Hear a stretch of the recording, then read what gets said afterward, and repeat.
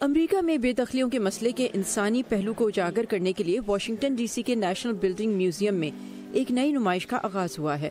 یہاں آنے والی لٹیسیا میچل کو شروع میں یقین نہیں تھا کہ منتظمین اس ایگزیبیشن کو سیاحت کا رنگ دینے سے بچانے میں کامیاب رہیں گے، جس کی بنیاد غربت کی نمائش پر رکھی جاتی ہے۔ انہوں نے اس تاثر سے پرے رہنے کی پوری کوشش کی اور میرے خیال سے انہیں اس کا احساس تھا، اور آپ اسے واضح طور پر دیکھ سکتے ہیں۔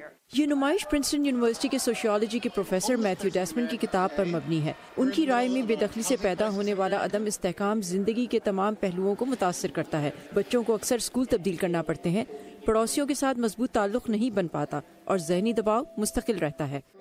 ہر 4 میں سے ایک کرایہ دار خاندان اپنی کل آمدن کا 70% صرف کرائے، پانی اور بجلی کے بلوں پر خرچ کرتا ہے۔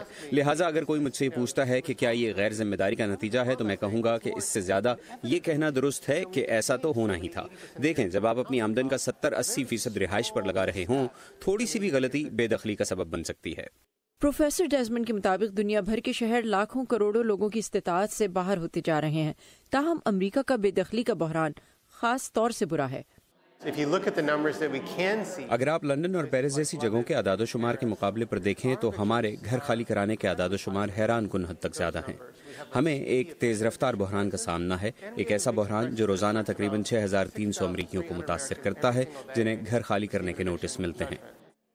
ایک ڈسپلے دکھاتا ہے کہ بے دخلی کے عدالتی فیصلے کے بعد اس وقت کیا ہوتا ہے جب مکینوں کو اپنا سامان سڑک کنارے ڈال دیے جانے یا ٹرک میں ڈالنے میں سے ایک کا انتخاب کرنا ہوتا ہے۔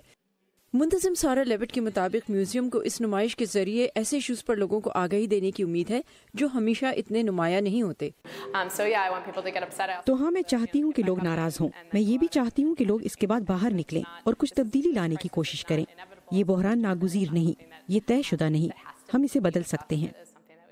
مسئلے کے حل کے لیے پروفیسر میتھیو ڈیسمنڈ ہاؤسنگ میں مزید سرمایہ کاری پر زور دیتے ہیں۔ ان کے مطابق حالیہ پروجیکٹس بالکل صحیح کام کر رہے ہیں، لیکن وہ ناکافی ہیں۔ یہ نمائش عوام کے لیے اگلے سال تک جاری رہے گی۔ جل کریگ کے ساتھ صبا شاہ خان، اردو VOA۔